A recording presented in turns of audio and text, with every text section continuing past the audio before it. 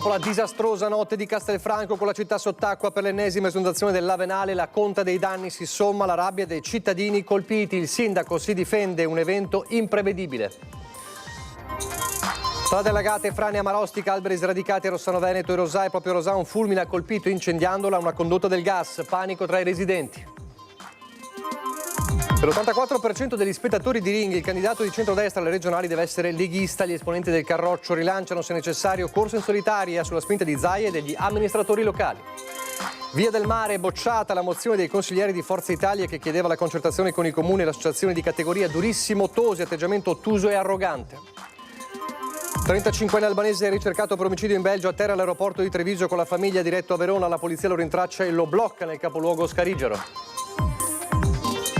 Inchiesta per omicidio colposo per la morte di Vera Slepoi. In queste ore l'autopsia, fissata intanto la data dei funerali venerdì pomeriggio nella Basilica del Santo.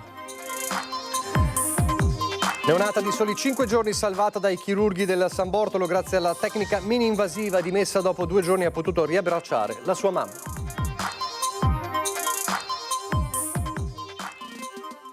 Telespettatori di Antena 3, buonasera, ben ritrovati. Il telegiornale del Veneto, dunque in primo piano c'è ancora il maltempo, proprio mentre il maltempo si sta abbattendo nuovamente, ma questa volta cambiando zona. Stiamo parlando della Marca, nella zona del Piave e di San Biagio di Callalta. C'è la conta dei danni dalle prime ore di questa mattina nella Castelfranco, colpita da un'altra notte da incubo che ha visto la città letteralmente sott'acqua. E allora alla conta dei danni, dopo la paura, si somma anche la rabbia dei cittadini. Il viaggio di Christian Arboit. È uno schifo, una vergogna, cioè una cosa inconcepibile. Non c'era preparazione, non avevano portato i sacchi, li avevano portati via dall'ultima volta invece di lasciarceli. Speriamo che il comune o la regione, che hanno i soldi da stanziare per dare una mano, perché veramente non hanno fatto un cavolo, pulire i tombini, fare qualcosa, no, aspettano sempre che ci sia il morto prima di fare robe. Dopo una notte da tregenda è il momento della rabbia a ridosso di Piazza Giorgione, per la seconda volta in meno di un mese e mezzo, finita nuovamente sott'acqua. Il salotto buono della città trasformato in piscina. In via Romanina, nei garage di questa palazzina, la forza dell'acqua ha mandato in frantumi i vetri dei finestroni. I residenti, memori della prima ondata del 16 maggio, sono riusciti a mettere in salvo le auto, ma non tutte. Ingentissimi danni. Andrea Querin è amministratore del condominio. Tra ascensori e quant'altro tranquillamente saremo intorno ai 50.000 euro. A noi serve un'ora e un quarto di preavviso. Con questo noi avremo contenuto del 90-95% le problematiche. Stesso copione, forse peggio, in via Regina Cornaro, proprio a ridosso dell'Avenale. Non sapevamo più come arginare. L'acqua è arrivata a questa altezza qua e quindi dopo l'abbiamo mandata tutta quanta in piazza. Abbiamo mezzo metro d'acqua giù in cantina con tutti gli impianti. Sì, un disastro, insomma, proprio. Basta farsi una camminata e la situazione è nuovamente tragica. Da un lato si pulisce, dall'altro si contano i danni, come in questa sanitaria. Se dico quello che ho dentro mi devi chiudere la comunicazione, perché veramente esasperati. Anche perché questi danni qua non ce li rimborserà nessuno. Le assicurazioni, se non fai una polizza specifica per l'alluvione o i terremoti, non ti rimborsano. Cos'è che non ha funzionato? Chi lo sa, forse troppa acqua o forse anche hanno avvisato in ritardo, secondo me. In un quarto d'ora è venuta su e quindi nessuno se l'aspettava e adesso dobbiamo tirarci sulle maniche come l'altra volta e speriamo basta per quest'anno. Devo sinceramente ringraziare dei ragazzi, penso sia di Borgo Pieve, con il parroco di Borgo Pieve, che sono stati bravi perché ci hanno aiutato, hanno portato dei sacchi. In centro storico così è allucinante una cosa di questo tipo. Mi sembrava essere a Venezia. A un certo punto c'è stata un'immagine che stavo bevendo il caffè in pasticceria alle 3 del mattino che ci ha offerto il caffè, seduto, guardavo fuori e ho detto: ma siamo a Venezia o siamo a Castelfranco? È pazzesco, incredibile. L'acqua non finiva mai. Allagata peraltro anche la guardia medica a Castelfranco, e allora tanta la rabbia, il sindaco però si difende, sentite. Non c'era emergenza e non c'era nemmeno, cioè non ci si aspettava un evento del genere. Ripeto, dalle 8:30 a mezzanotte ci sono state 4 bombe d'acqua in sequenza, sono caduti oltre 100 mm in 3 ore. È una misura che non ti consente di mettere in atto strumenti attivi di difesa. Bisogna lavorare sul passivo, con i sacchi, con i cittadini che in qualche modo si mettano in sicurezza. Non ha dubbi Stefano Marcon, che per tutta la notte e buona parte della giornata ha coordinato gli interventi della protezione civile su un territorio che ancora si stava leccando le ferite causate dal maltempo di metà maggio. Una nota positiva c'è in questa tragedia, chiamiamola così. Non c'è stato nessun ferito e non è cosa così scontata, perché diverse macchine sono andate dentro ai fossi, altre sono rimaste incastrate nei sottopassaggi che si allagavano. Numeri alla mano, la Venale è andato fuori controllo, superando in alcuni tratti gli argini di almeno 60 centimetri. La volta scorsa aveva toccato i 50 e già si trattava di un record nella storia recente del torrente. L'acqua si è insinuata anche nella sede della continuità assistenziale, l'ex guardia medica. L'ambulatorio è stato trasferito all'ospedale. Dal sindaco arriva però un'indicazione.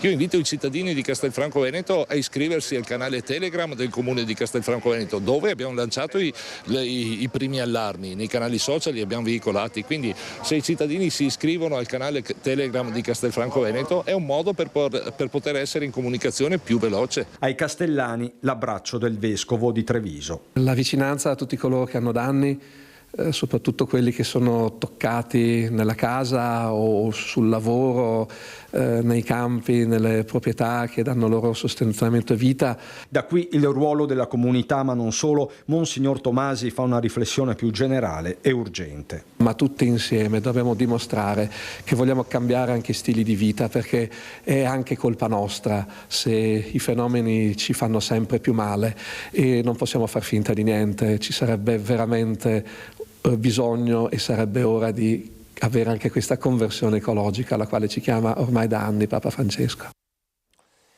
E durante il temporale della scorsa notte, tra i tanti disagi, un fulmine ha colpito l'impianto elettrico della stazione di Conegliano, facendo saltare la circolazione ferroviaria sulla linea Venezia-Udine. Il fatto è accaduto intorno alle 23:40 di ieri. Da quel momento la circolazione dei treni ha subito notevoli rallentamenti. Trenitalia ha prontamente richiesto l'intervento dei tecnici per sistemare il problema e ripristinare la circolazione. Disagi maggiori si sono registrati per i treni intercity regionali con ritardi fino a 120 minuti. La circolazione è tornata regolare dopo l'intervento dei tecnici verso le 8 di questa mattina. A proposito di fulmini, in un'altra provincia, quella di Vicenza, c'è stato un evento che ha scatenato il panico tra i residenti a Rosà, un fulmine che ha colpito una condotta del gas, arrivando anche a incendiarla. Tutto questo in una provincia di Vicenza che ha visto strade allagate e frane a Marostica, ma anche alberi sradicati a Rossano Veneto e proprio a Rosà. Partiamo però dal fulmine che ha colpito la condotta.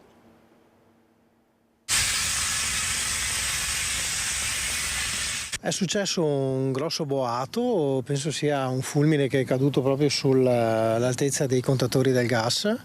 Erano le 10 circa, 10:10 più o meno. Abbiamo sentito questo boato, è saltata la corrente interna, però continuavamo a sentire esternamente un fragore particolare, mai sentito. E quando siamo usciti abbiamo visto sull'angolo che c'era questa fiammata grandissima che non cessava e allora abbiamo chiamato appunto i vigili del fuoco. Tecnici al lavoro oggi in via Tiziano Vecellio a Rosà per ripristinare i contatori. La fiammata alimentata dalla condotta del gas ha bruciato le piante, ha annerito i cartelli stradali e il palo dell'illuminazione. Tanta la paura dei residenti. È stato un po' scioccante all'inizio, dopo con l'arrivo dei vigili del fuoco si è un po' sanata la cosa. Si è tranquillizzati? Sì, soprattutto i bimbi dentro. Ma ieri sera cosa c'era, signora? Il demonio. Stanotte che era macello, stanotte ieri che sciocchi, che fa paura. Paura, eh? Paura. Sempre a Rosà il maltempo ha colpito anche in via Maello, una bomba d'acqua con tantissimo vento, allagamenti e viabilità bloccata. Dell'acqua appunto caduta, sono caduti anche diversi alberi, quindi siamo dovuti intervenire sulla viabilità, in particolare con una squadra della protezione civile in via Maello, e poi sono intervenuti subito e dobbiamo ringraziare i vigili del fuoco in via Roma. Le raffiche di vento e la pioggia hanno pesantemente colpito anche la zona di Rossano Veneto. Sradicate piante nel parco di Villa Caffo. È entrata in funzione anche la cassa di espansione di via Novellette. Si è evitato così che il paese andasse sott'acqua. Per fortuna non è successo niente alle persone. L'ufficio lavori pubblici si è attivato già ieri sera e stamattina c'erano già le squadre al lavoro per ripristinare il parco di Villa Caffo e per mettere in sicurezza anche altre essenze che sono state danneggiate, di modo che non possano essere pericolose per i passanti e per le auto. A fare da prologo al maltempo della notte era stato, l'abbiamo raccontato ieri con Federico Fusetti, la devastante tromba d'aria che aveva colpito il Polesine e in particolare Rovigo. Oggi si è continuata la conta dei danni. Il giorno dopo la devastante tromba d'aria che si è abbattuta su Rovigo e sulla parte nord della provincia è incessante la conta dei danni. Si lavora per ripristinare quanto abbattuto dalla forza del vento, si cerca di stilare un primo sommario bilancio. Al lavoro la neosindaca di Rovigo Valeria Cittadin. Colpite anche molte strutture comunali, allagato il seminterrato del comando di polizia locale, allagato il teatro sociale come la centrale termica del Museo dei Grandi Fiumi. Molti quartieri della città colpiti dalla forza dell'acqua e del vento, San Bortolo, San Pio X, Commenda, con una decina di tetti di abitazioni scoperchiati tra Granzette, Cantonazzo e Conca di Rame. Ho ricevuto video da cittadini, afferma la sindaca Cittadin, che evidenziano lo stato di disperazione in cui si trovano, con case allagate e arredamenti distrutti. Esprimo la mia più sentita vicinanza e una delle nostre priorità sarà proprio pulire tombini e caditoie per prevenire situazioni e allagamenti devastanti come quelli di ieri. Lasciamo per un attimo la cronaca per aprire una pagina sulla politica. Il candidato del centrodestra alle prossime regionali in Veneto deve essere un leghista per gli spettatori di Ringhi. Ieri l'esito del sondaggio di Antenna 3, dai là oggi al Carroccio per ribadire la volontà di correre, se necessario, anche da soli. L'84% dei veneti vuole la presidenza della Regione Veneto alla Lega. Grazie a Antenna 3 per aver fatto ancora una volta chiarezza su quello che noi diciamo da tanto tempo, e cioè che la Lega, quando si parla di elezioni regionali, è la prima forza in Veneto. Probabilmente questo potrebbe dare qualche dispiacere a qualcuno, ma anche i nostri alleati se ne devono fare una ragione. Il capogruppo in regione di Lega e lista Zaia Alberto Villanova cavalca il risultato del sondaggio sul candidato di centrodestra alle regionali e mette l'ennesimo tassello verso una corsa in solitaria del Carroccio. In diretta a rappresentare Fratelli d'Italia Fabio Crea ci scherza. I nostri guardavano Focus. Ma il dato rispecchia la determinazione dei leghisti. Politicamente il Veneto non è una regione qualsiasi. La Lega certamente si presenterà col proprio candidato. Per la Lega la partita del Veneto è la partita della vita, quindi noi ci saremo. Questa è la verità. Dopodiché Fratelli d'Italia condividerà un programma e un candidato, bene, non lo condividerà, secondo me può esserci anche margine per una partita con due candidati diversi, perché la Lega il suo candidato lo presenta sicuro. Su un'eventuale lista Zaia Conte preferisce non inoltrarsi, ma il tema è scontato. Noi quando ragioniamo del Veneto non possiamo non tener conto che abbiamo tra i nostri militanti un militante che si chiama Luca Zaia, che è il presidente di regione più amato d'Italia, che ha sempre stravinto e fa parte della nostra squadra e non lo mettiamo in campo. Ospite a Focus TG un altro leghista verace, Roberto Marcato, va anche oltre. Io ho questo sogno, questa visione, questa speranza, che è questo tridente d'attacco fatto da lista Lega, lista Zaia con capolista Zaia, lista amministratori con capolista un sindaco o una sindaca importanti, ovviamente tutte e tre a matrice autonomista, un bel candidato o una bella candidata alla presidenza. non ce n'è per nessuno. E tornando ad Alberto Villanova, proprio Marcato spezza una lancia a suo favore sul caso dell'estromissione dello speaker della regione dalla campagna elettorale di Pieve di Soligo da parte della stessa sezione della Lega, denunciata in diretta dal capogruppo regionale. Questa è una follia assoluta, aggravata poi dalla sconfitta sonora, e poi lasciare lo speaker settimane sulla graticola dei giornali e dei TG come prossimo a un'espulsione perché avrebbe fatto chissà quali cose, in realtà volute dagli altri, quindi anche incolpevole, anche questo è da profondi irresponsabili. E poi c'è un attacco, restiamo sulla politica, da Forza Italia, da Flavio Tosi, non nuovo, a stilettate potenti contro Zaia. Questa volta il tema non è la sanità, spesso è un tema quello della sanità, ma è quello della via del mare. Bocciata la mozione presentata dai consiglieri regionali di Forza Italia che chiedeva di avviare, lo ricorderete, un tavolo di concertazione con i comuni e le associazioni di categoria. Tosi va giù molto duro, dice di Zaia e di De Berti, l'assessore De Berti, un atteggiamento ottuso e anche arrogante. Proporre in Consiglio regionale un ordine del giorno dove si chieda al Consiglio regionale di dare indicazione alla Giunta di non confliggere con i comuni attraverso le carte bollate, ma di sedersi a un tavolo con i sindaci e trovare una soluzione assieme. Esordiva così Flavio Tosi lo scorso marzo al vertice sulla Via del Mare con i sindaci e le segreterie di partito regionali e provinciali riuniti nella sala consigliare del comune di Silea.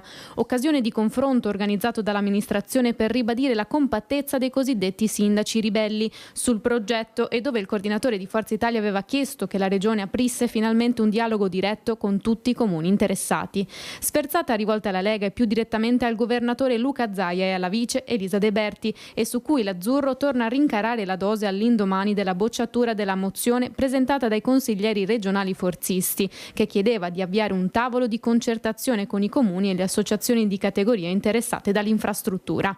Sulla Via del Mare Zaia e De Berti hanno chiuso il dialogo con i sindaci dei territori, dice Tosi, un atteggiamento ottuso e arrogante. I sindaci, continua il forzista, chiedono un confronto con la regione sulle opere compensative, sulle tariffe per i residenti e sul piano economico-finanziario che ad oggi fa acqua da tutte le parti. Zaia e De Berti hanno tirato dritto, incuranti di tutto e tutti. Qui si rischia una pedemontana bis, cioè un'altra opera che genera buchi colossali nel bilancio regionale e che poi pagheranno i veneti.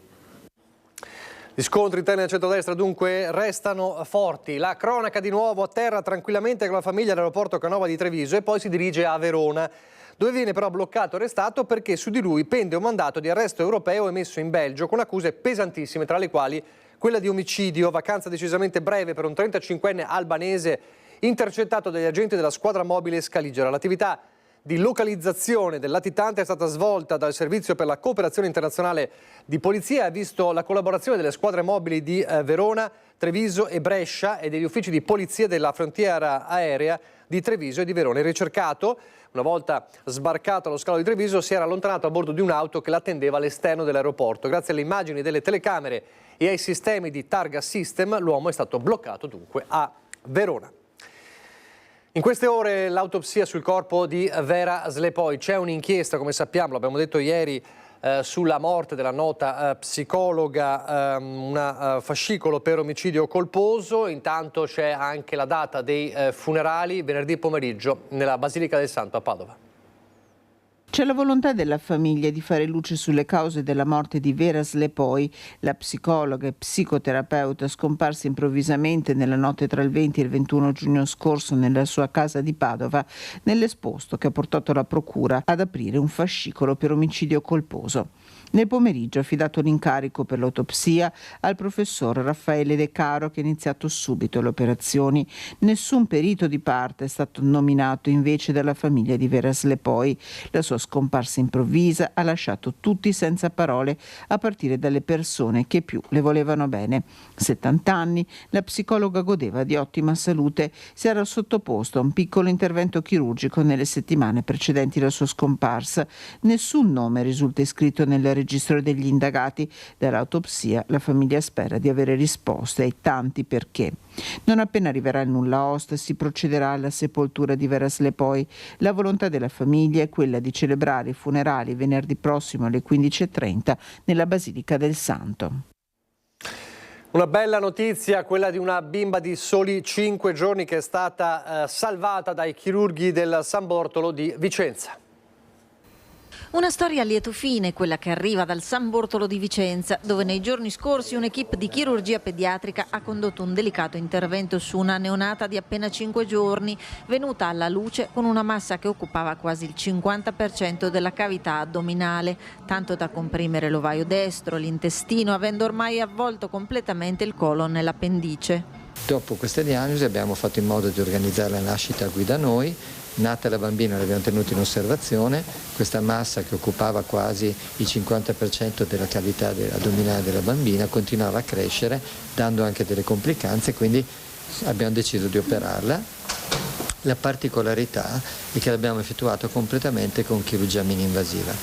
Il nostro centro è un centro molto riconosciuto per questo tipo di chirurgia e particolarmente nei neonati, perché non tutti i centri operano i neonati in questo modo. Procedura chirurgica condotta con le più avanzate tecniche di chirurgia mini-invasiva, attuata praticando 3 microincisioni, che ha permesso anche un rapido recupero della piccola paziente, dimessa dopo soli 2 giorni. Già dopo poche ore era completamente sveglia, voleva mangiare, abbiamo dovuto precauzionalmente, visto che aveva toccato l'intestino, tenerla qualche ora a digiuno, ma poi la bambina sa benissimo, se la vede adesso è bambina che non ha avuto niente, insomma, questa per noi è una grande soddisfazione. Centro di riferimento regionale per la chirurgia e urologia mini-invasiva pediatrica, in cui ogni anno vengono eseguiti dalla chirurgia pediatrica 1400 interventi, di cui 500 con metodica mini-invasiva. Attira pazienti non solo da fuori regione ma anche dall'estero.